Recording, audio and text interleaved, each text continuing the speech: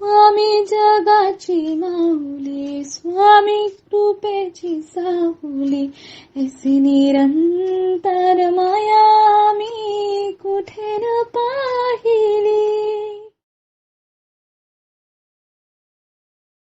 श्री स्वामी समर्थ.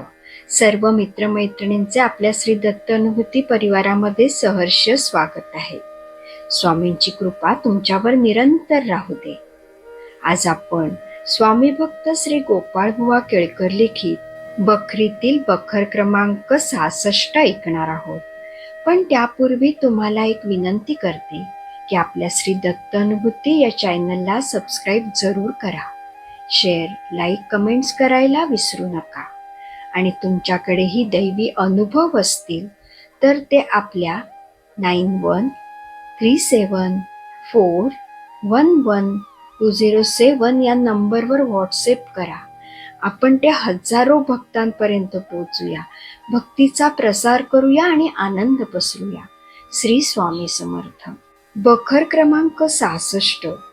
श्रीपाद भटाचे जोडवे गेले. एक वेळ श्री स्वामी समर्थ मोदींच्या वाड्यात असताना मोहरमचे दिवस असल्याने श्रीपाद भट पुजारी व भुजंगा शिपाई यांनी ताबूत पाहण्यात जाण्याविषयी महाराजांजवळ आज्ञा मागितली. जाऊ नकोस म्हणून महाराजांनी सांगितले. मौज पाहण्याची हौस फार असल्याने काही वेळाने मोठ्या मिनतवारीने महाराजांची पुन्हा आज्ञा मागितली. गाढवा, जाऊ नकोस म्हणून सांगितले ना, असे महाराज म्हणाले. तरीही दुसऱ्या सेवेकऱ्याला महाराजांजवळ बसून हळूच डोळा चुकून उभयता ताबूत पाहायला निघून गेले.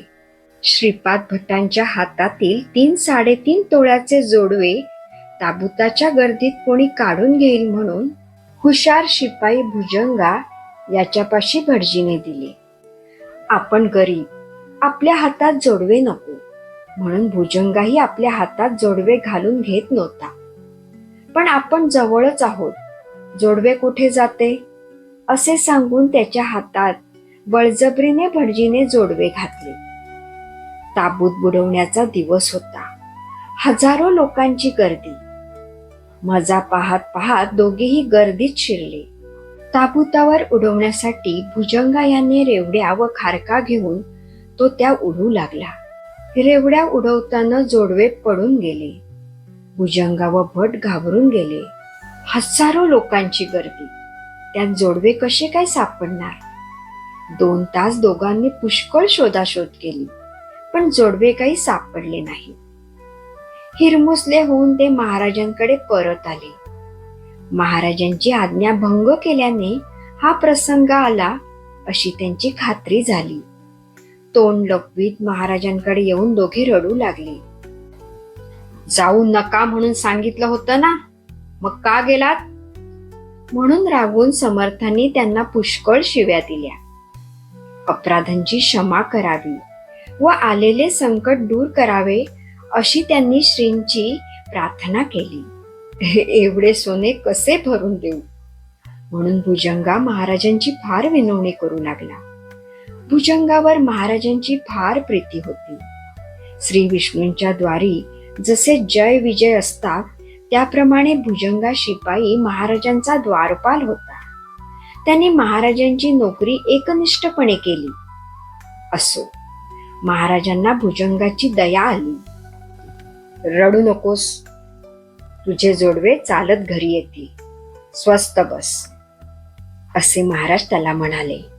या बोलण्यावरून भुजंगाला धीर आला. काही वेळाने महाराज ज्या ठिकाणी होते त्या ठिकाणी एक पोलीस शिपाई व 2 मनुष्य जोडवे घेऊन आले. जोडवे गेल्याबद्दल पोलिसात वर्दी दिलीच होती. एका मनुष्याला गर्दीमध्ये जोडवे सापडले व दुसऱ्याने ते पाहिले. वाटणीबद्दल दोघात भांडण लागले.